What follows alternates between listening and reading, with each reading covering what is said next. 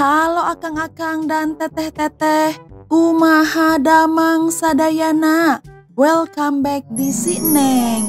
Alur cerita yang Neng akan bahas kali ini berjudul Cry Me a Sad River. Sebelum lanjut ke ceritanya, jangan lupa ya dukung channel Neng dengan cara di subrek, like, komen, dan share. Yuk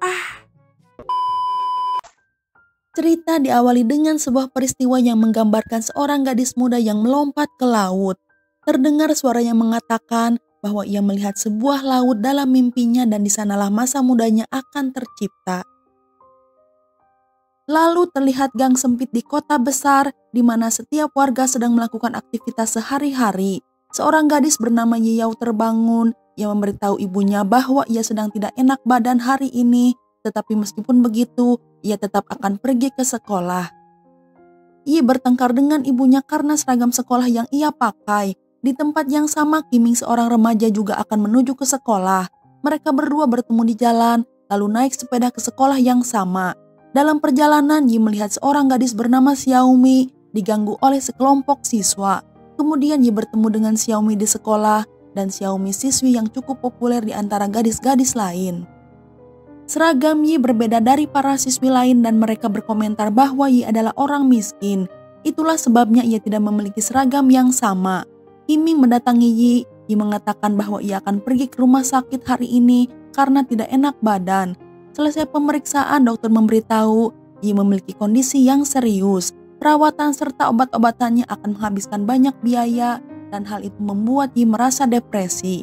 Ia kembali ke rumah dan mencoba menjelaskan kepada ibunya, tapi ibu Yi tidak mau mendengarkannya, ia malah pergi dari sana. Sementara Kiming tiba di depan rumah Yi, ia bertanya kepada Yi tentang pemeriksaannya. Yi menjawab ia baik-baik saja. Kiming merasa Yi sedang dalam suasana hati yang buruk, ia lalu memberikan buket bunga kepadanya. Ibu Kiming kemudian memanggilnya untuk pulang, ia meminta Kiming agar tidak berdiri di luar jendela orang lain karena hal itu akan membuat rumor negatif. Di malam hari, Kiming berencana akan pergi ke tempat karaoke. Ia melihat Yi dan mencoba mengobrol dengannya. Tetapi tiba-tiba Yi pingsan dan Kiming pun segera menggendongnya. Di saat itu Yi kembali ke kenangan masa kecilnya. Dalam ingatannya kedua orang tuanya sedang mengawasinya bermain di taman bermain. Yi akhirnya siuman. Ia lalu bertanya pada Kiming tentang tagihan biaya rumah sakit. Kiming menjawab agar Yi tidak khawatir tentang hal itu. Di sana dokter mengatakan Yi pingsan akibat hipertensi. Lalu Yi berkata kepada Kiming untuk tidak begitu baik kepadanya karena ia mungkin akan menerima kebaikannya begitu saja. Baginya semakin baik seseorang maka semakin murah kebaikannya. Yi juga mengingatkan Kiming tentang acara karaoke-nya. Kiming lalu menelpon Xiaomi karena ia sudah menunggunya di sana. Xiaomi menjawab panggilan yang mengatakan kepada Kiming bahwa tidak masalah jika Kiming tidak bisa hadir. Xiaomi juga meminta Kiming untuk menjaga Yi dengan baik. Namun ketika telepon ditutup, terlihat wajah Xiaomi begitu marah. Di rumahnya, Kiming melihat dompet ayahnya tergeletak begitu saja, lalu Kiming mencuri sejumlah uang darinya. Keesokan harinya di sekolah, Xiaomi mendekati Yi.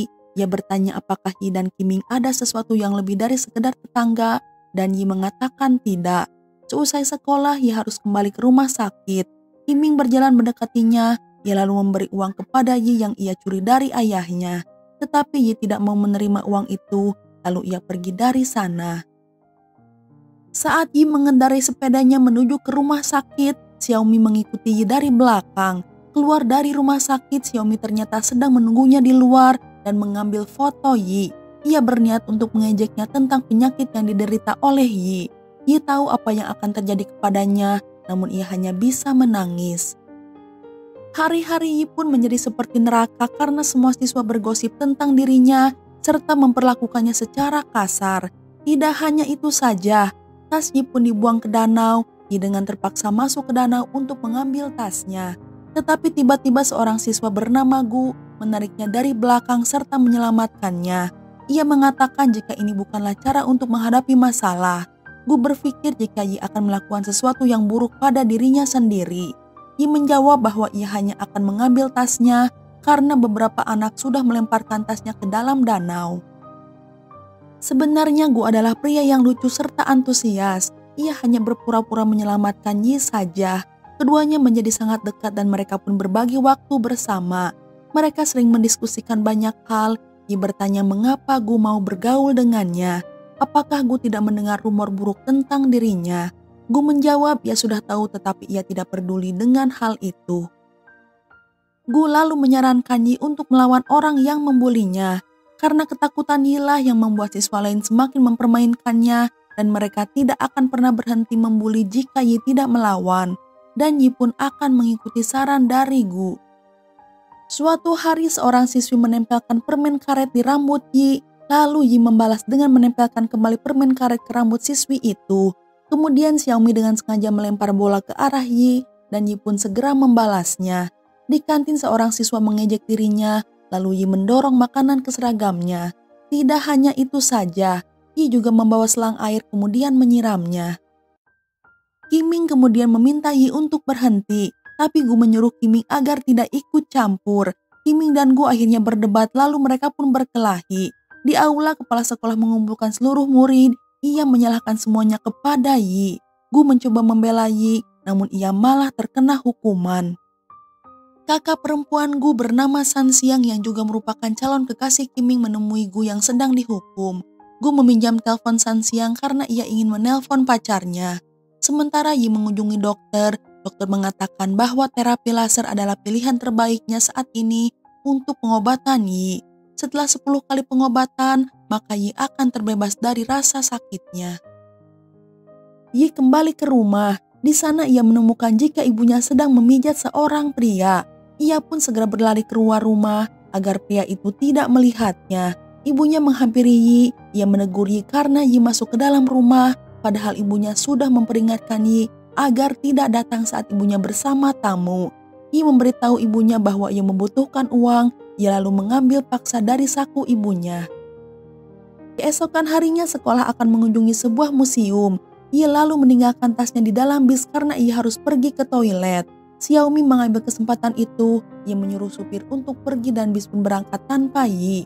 Untungnya Gu berada di sana, ia membawa Yi dengan bis kelasnya. Saat mereka sampai di museum, mereka melihat Qiming bersama dengan San Xiang. Gu dan Qiming kembali berargumentasi, namun tidak sampai berkelahi. Ketika Yi kembali ke dalam bis, Yi membuka tasnya, ia lalu mengecek dompetnya namun uangnya sudah hilang. Ia meminta Xiaomi agar mengembalikan uangnya. Xiaomi berkata jika siswa lain sudah menghabiskan semua uangnya untuk membeli makanan ringan.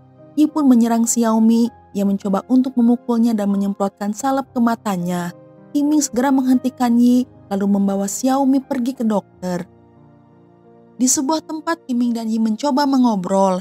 Qiming mengatakan bahwa Yi beruntung karena mata Xiaomi baik-baik saja.